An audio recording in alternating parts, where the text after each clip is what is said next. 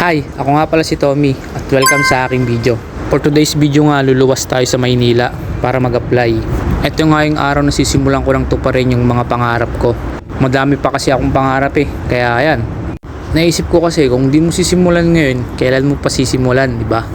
Ganyan talaga, mahirap pero worth it naman once na makuha mo na yung pangarap mo o ma-achieve mo na. Dati nga pala akong OFW at ngayon susubukan ko ulit bumalik sa ibang bansa.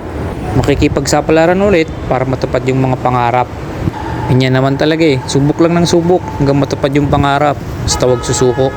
Dito pa lang sa pag-apply, mararanasan mo na yung pagod, hilo, puyat, gutom, sari-saring stress. Pero ayun, tiyagaan lang, basta move forward.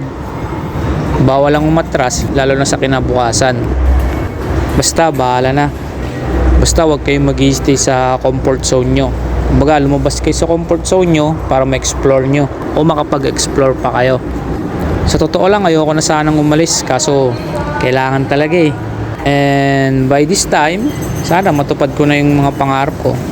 Pero wala naman ibang gagawa ng mga yun kung hindi ikaw, di ba? Sarili mo lang. Kaya ako rin makakasagot kung matutupad ko na nga ba o hindi. Yun lang. Peace yo!